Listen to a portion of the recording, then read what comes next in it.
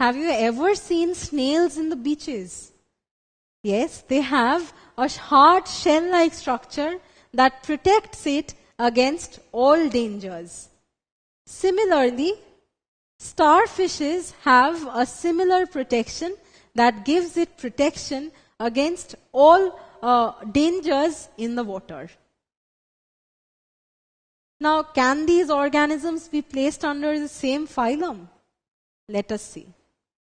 Whereas this hard shell-like structure is smooth and is externally present, it is not a part of the snail's body. This spiny structures that you can see is actually formed from the body itself. So this surface is smooth, but this protection that the starfishes produce from the body itself is spiny.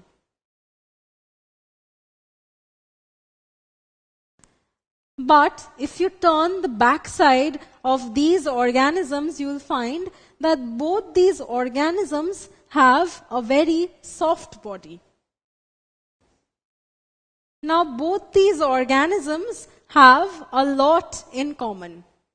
See, both the snails and starfishes have a soft body, because of which they require protection. So for protection, snails have shells on their body, and starfishes have spines on their body.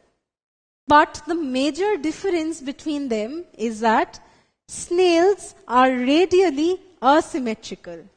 That is, if you cut a snail along the radius, then none of the parts will look identical to each other. But starfishes are radially symmetrical. That is, if you cut a starfish along the radius, then all the different parts that you will get after dissection, all of them will look identical to each other. Now, see the movement in both these organisms. See if you find a difference.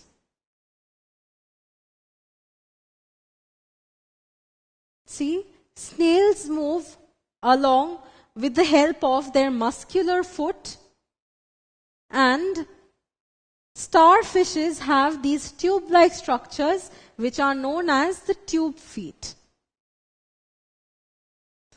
So this is another difference between them. Whereas snails move with the help of their muscular foot, starfishes move with the help of their tube feet. Hence, these two organisms are placed under different phylum under the animal kingdom. Snails and similar organisms such as mussels are kept under the phylum Mollusca, where Mollusca means soft bodies. The characteristics of these organisms are they have a hard shell-like structure, which is not a part of their body.